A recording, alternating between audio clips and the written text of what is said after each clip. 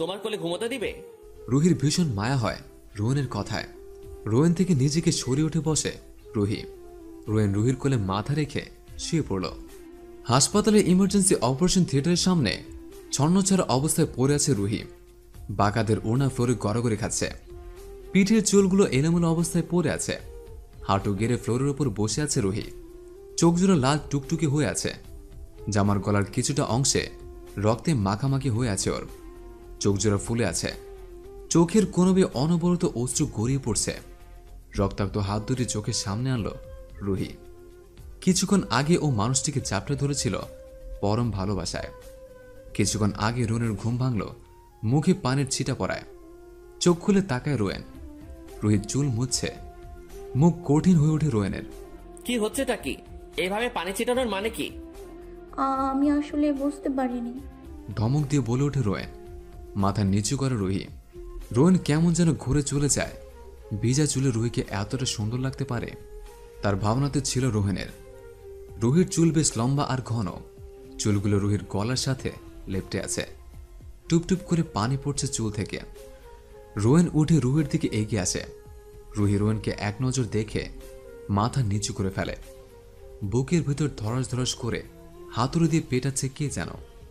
রোয়েন রুহির চুলের ভিতর নাক ডুবিয়ে দিয়ে মিষ্টি ঘ্রাণ নিতে থাকে।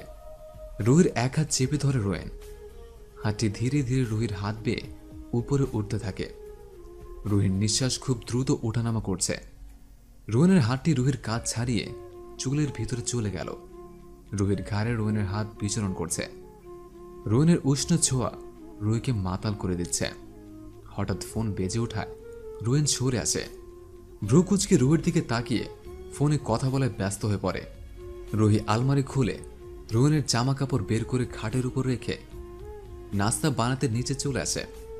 লোকটার আলু পরোটা খুব পছন্দ, আর সবজি হলে তো কথাই নেই। এক চুলায় সবজি বসিয়ে অপর চুলায় পরোটা ছেঁকতে শুরু করেছে রুহি। স্যার, ড্রাগ গ্রুপ আজ কিছু একটা করতে পারে। আমাদের লোক ওদের আস্তানার পাশাপাশি ছিল, ওদের কথা শুনেছে। ফোনের অপর পাশের লোকটি বলছিল রোয়েনের কপালে রক ফুল উঠেছে। চোখ দুটো লাল হয়ে গেছে। ওরা কিছু করার আগে ওদের উড়িয়ে দেব আমি। রাগী গলায় বলে ফোনটি খাটের উপর ছুঁড়ে মারল রোয়েন। রুহির চিৎকার ভেসে আসে নিচ থেকে। এই মেয়ে আবার কি করলো? রোয়েন দৌড়ে নিচে চলে আসে। রুহি কল ছেড়ে হাত পানের নিচে দিয়ে কান্না করছে। রোয়েন রুহির কাছে গিয়ে হাত ধরে দেখল হাতের পাতা লাল হয়ে গেছে। রুহির গালে জোরে চর বসিয়ে দিল রোয়েন। কেন এসব করতে যাস? যা পারিস না কেন করিস? তোরে কি এগুলো করতে বলছি? চিৎকার করে বলতে থাকে রোয়েন। রুহি গালে হাত দিয়ে নীরবে চোখের পানি ফেলে যাচ্ছে, আর রোয়েনের দিকে ফ্যাল ফ্যাল করে তাকিয়ে আছে। কি হলো? কথা বলিস না কেন? কেন করতে গেলি এসব? চাকর বাকর কি নাই? চিৎকার করে বলে রোয়েন। রুহি আর সহ্য করতে না পেরে দৌড়ে রুমে গিয়ে খাটে বসে কাঁদতে লাগলো। রোয়েন রুহির কাছে এসে বসে। রোয়েনকে দেখিয়ে রুহি সরে যেতেই ওর হাত ধরে ফেলে রোয়েন। একদম নড়াচড়া করবি না। রুহির হাতের পোড়া জায়গায় মলম লাগাচ্ছে রোয়েন। এখানে আগে দম বন্ধ হয়ে আসতো, কিন্তু এখন সবচেয়ে আপন এই বাসাটাকেই মনে হয়। আপনার ধমক বকাগুলো আগের মতো খারাপ লাগে না এখন। আপনার পাশাপাশি থাকতে ভালো লাগে, সাহস পাই।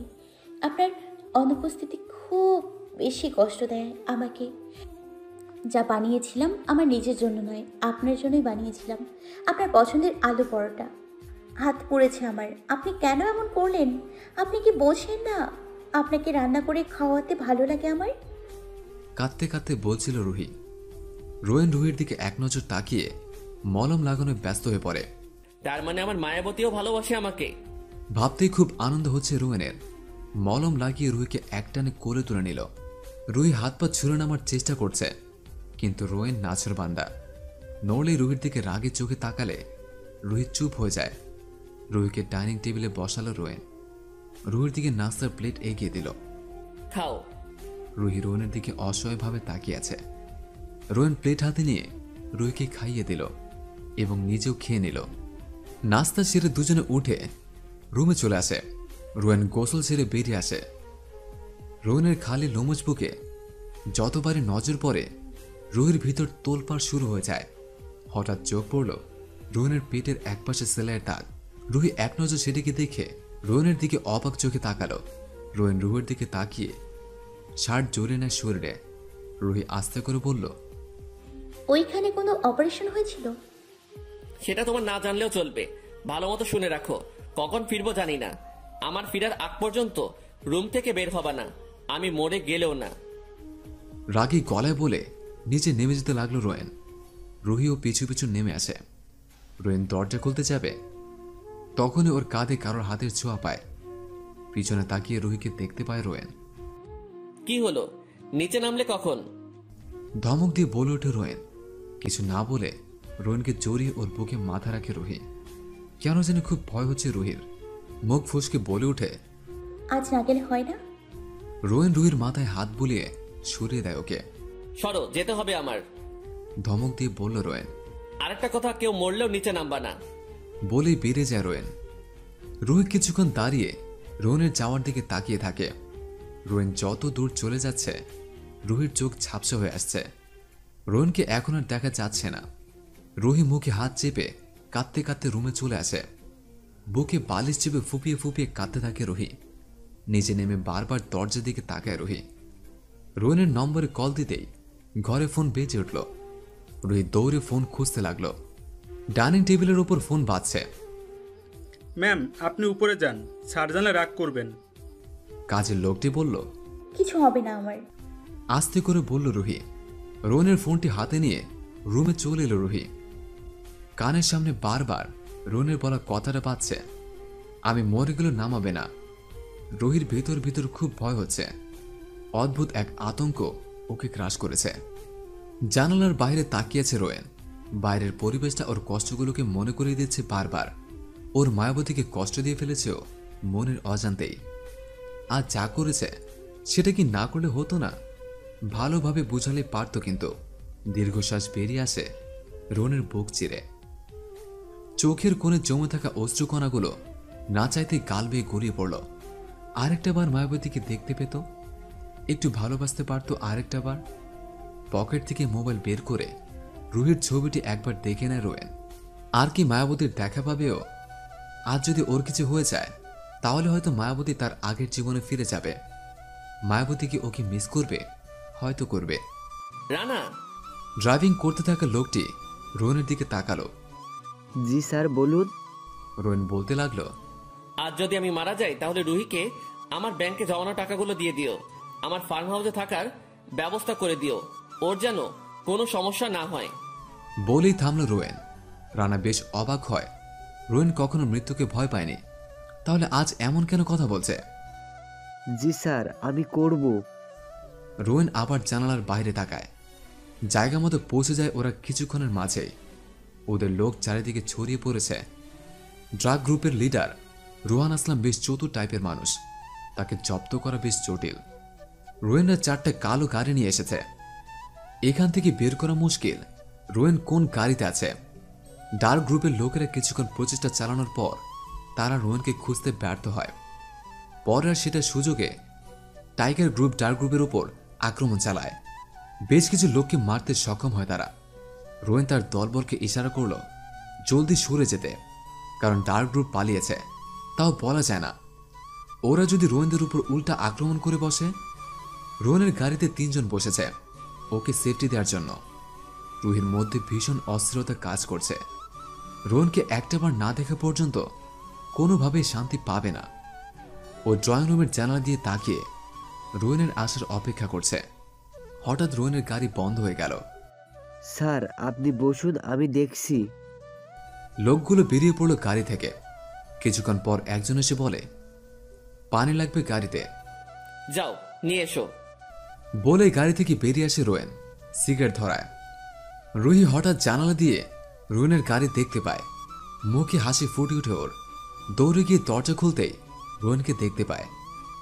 রুহির চোখে পানি চলে এসেছে। কি আনন্দ লাগছে তা ভাষায় প্রকাশ করার মতো নয়। রোয়েন বলে ওঠে, ঠিক আছে রুহি। রোয়েনের চোখে পানি জমে আছে। কেমন করুণ চোখে রুহির দিকে তাকিয়ে আছে ও। হ্যাঁ, আমি ঠিক আছি। বলতে রোয়েন রুহির কাঁধে ঢলে পড়ল। কি হয়েছে আপনার? রোহিত জিজ্ঞেস করে রোহনের মাথায় হাত দিতেই ভিজা লাগে ওর। হাত বের করে দেখে পুরো হাত রক্তে মেখে গেছে। রুহি কিছু বলতে পারে না আর। বর্তমানে রোহনকে ইমার্জেন্সিতে নেওয়া হয়েছে। ওনার অবস্থা নাকি ভালো না। রুহি কিছু বলছে না, শুধু পলকহীনভাবে রুমটির দিকে তাকিয়ে আছে। ওর চোখ জোড়া বেয়ে অনবরত অশ্রু গড়িয়ে পড়ছে। ম্যাম উঠে ব্রেঞ্চে বসেন। লোকগুলো রুহিকে ওঠানোর চেষ্টা করে, কিন্তু রুহি আগের মতোই বসে আছে। কিছুক্ষণ পরপরই টুকরে কেঁদে উঠছে রুহি।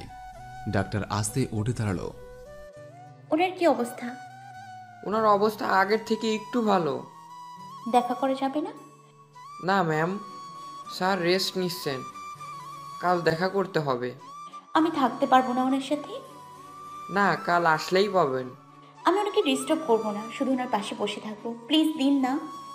আকুতির স্বরে বলল রুহি।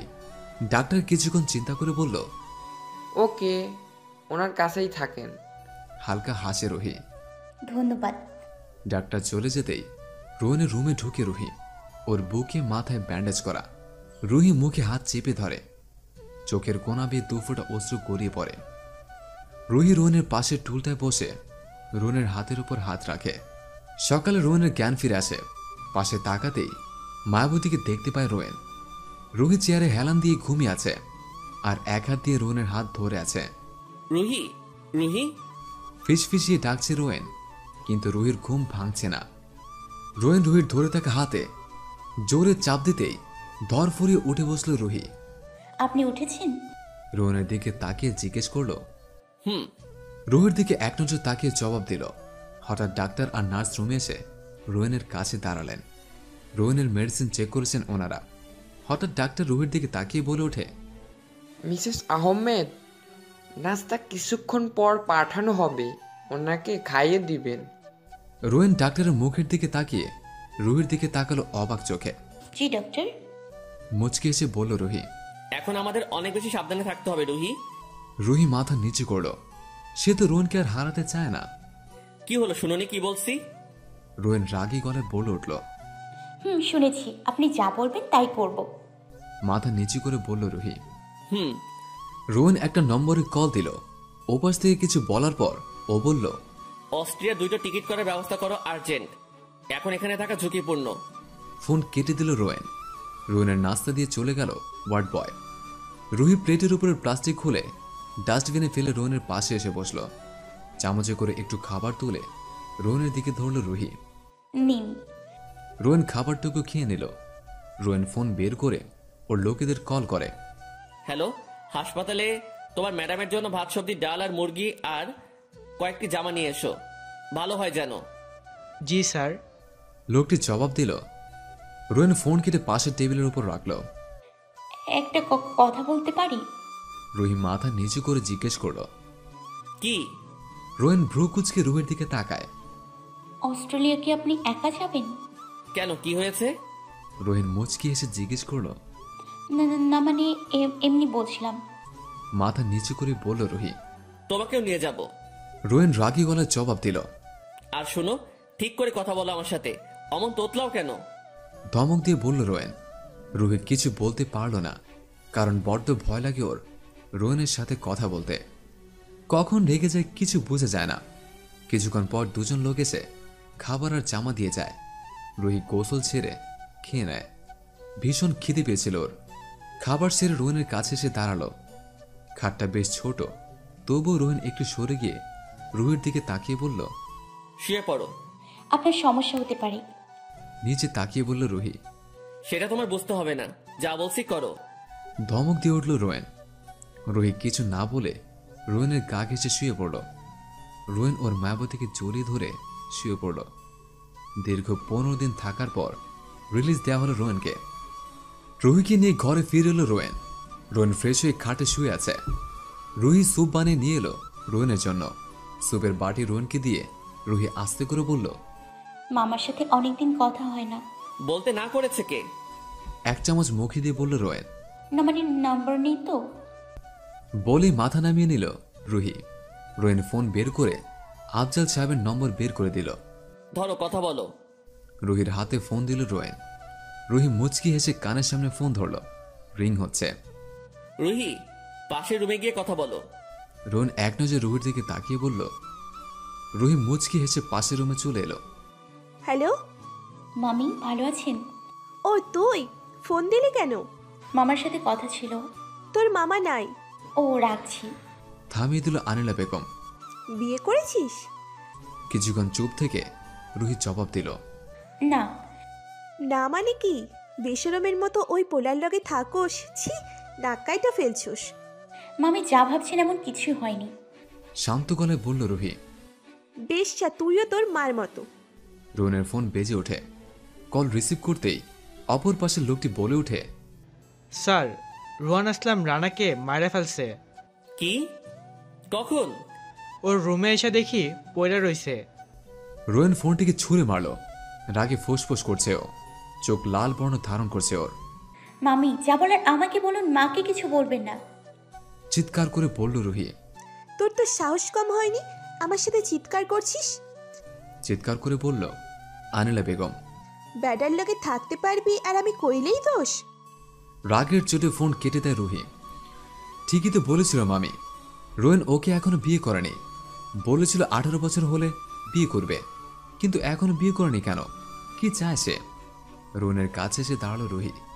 রোহন পিছনে ফিরে কালো কোটটির কালার ঠিক করছে। একটা কথা বলতে পারি? রোহনের জবাব না পেয়ে রুহি বলতে লাগলো। আপনি তো বলেছিলেন আমার 18 পূর্ণ হলে বিয়ে করবেন। রোহন সামনে ফিরল। কি সমস্যা তোর? এত প্রশ্ন কেন তোর? কি চাস? ভালো খাবার, ভালো পোশাক, সুন্দর জীবন সবই তো পাচ্ছিস, তাহলে এত প্রশ্ন কেন তোর? যেভাবে রাখছি থাক, আমার সময় হলে বিয়ে করব, না হলে করব না। চিৎকার করে বলছিল রোহন। কথা শেষে রুহিকে ধাক্কা দিয়ে সরিয়ে বেরিয়ে পড়ল। চোখের পানি বাধা মানল না রুহির। দু চোখ বেয়ে অঝরে অশ্রু গড়িয়ে পড়তে লাগলো। এমনকি বলেছে ও যে এতগুলো কথা শুনে দিল। দেয়ালের সাথে ঘেঁষে নিচে বসে দুই হাঁটুর উপর মুখ গুজে কাঁদতে লাগলো। রোহন গাড়িতে উঠে বসলো। ওর লাল চোখজোড়া পানিতে ভরে গেছে। গাড়ি স্টার্ট দিল রোহন। কলিং বেল পেয়ে লোকগুলো দরজা খুলল। রোহন এসেছে। স্যার। রোহন রক্ত চক্ষু দিয়ে লোকগুলির দিকে তাকালো। রানা কই? এই তো স্যার, আসেন। রোহনকে রানার লাশের কাছে নিয়ে এলো লোকগুলি। লাশটিকে দেখে রোহনের মার কথা মনে পড়ে যায়। 8 বছরের ছোট্ট একটি ছেলে মার লাশের সামনে দাঁড়িয়ে আছে। চোখে অশ্রুর বদলে রয়েছে প্রচণ্ড রাগ।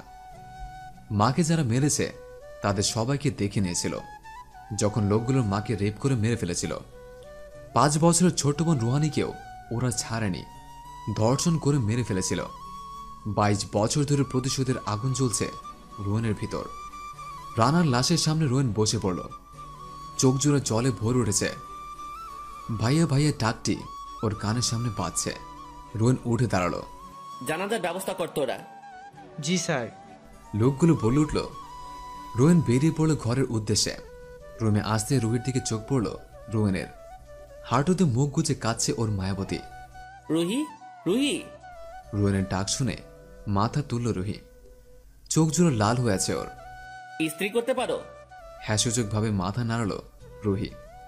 সাদা একটি পাঞ্জাবি রুহির হাতে ধরিয়ে দিল রোহন। পাঞ্জাবি হাতে নিয়ে রোহনের দিকে অবাক চোখে তাকালো রুহি। কি যে খুশি লাগছে রুহির, বলে বোঝাতে পারবে না ও। ওর সুইট কিউট তিতা করলাটা নামাজ পড়বে। দৌড়ে স্ত্রী নিয়ে বসে পড়ল। সুন্দর করে স্ত্রী করে পাঞ্জাবিটা রোহনের হাতে ধরিয়ে দিল। জানাজা পড়তে যাচ্ছি আমি। কঠিন গলায় বলল রোহন। রুহির চোখে মুখে আতঙ্ক ফুটে উঠেছে। কে মারা গেল? রোহন কিছু না বলে বেরিয়ে গেল। রুহি রুমে এসে বিছানা শুয়ে পড়ল। কি মনে করে উঠে আলমারির দিকে এগোলো রুহি। আলমারি খুলে বিয়ের লেহেঙ্গাটা বের করে মুচকে হাসল। এটাতে কেমন লাগবে আমাকে? পরে দেখবো কি? লেহেঙ্গা পরে আয়নার সামনে আসে রুহি। সুইট তিতা করলা পরটা একটু বেশি রাগী, তবে অতটাও খারাপ না। মাঝে মাঝে একটু রাগ দেখায়, তবে খারাপ লাগে না।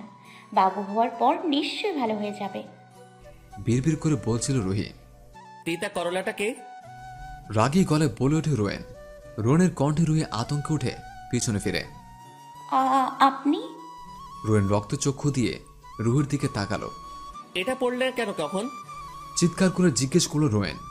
খুব আনন্দ হচ্ছে মনে? কেন পড়েছিস এটা? রুহির চোখ ভরে আসে। আমি আসলে কিছুই বলার আগেই ধমক দিল রোয়েন। চুপচাপ খুলে ফ্রেশ হয়ে নে। রুহি চোখের পানি মুছে রোয়েনের সামনে থেকে সরে গেল। জামা পাল্টে রুহি নিচে নেমে বাগানের দোলনাটায় এসে বসল। ভেবেছিল রোয়েন এসে জোর করে নিয়ে যাবে। অপেক্ষা করতে করতে রাত 9টা বেজে যায়। আরও কিছুক্ষণ পর উঠে রোয়েনের রুমের দিকে উকি দেয়। রোয়েন ঘুমে বিভোর, কোনো সারা শব্দ নেই। রুহি মন খারাপ করে পাশের রুমে এসে শুয়ে পড়ে। চোখের কোনা বেয়ে অশ্রু গড়িয়ে পড়ছে। রোয়েন আজ এমন কেন করছে? ওকে ছাড়া ঘুমিয়ে পড়ল। তাহলে কি এতদিন এগুলো ভালোবাসা ছিল না? ভাবতে থাকে রুহি। এক পর্যায়ে গভীর ঘুমে তলিয়ে যায় ও।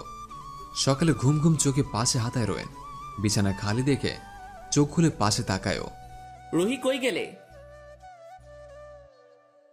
হ্যালো বন্ধুরা, পরবর্তী পার্ট খুব তাড়াতাড়ি আসবে, তো সবাই অপেক্ষায় থাকো।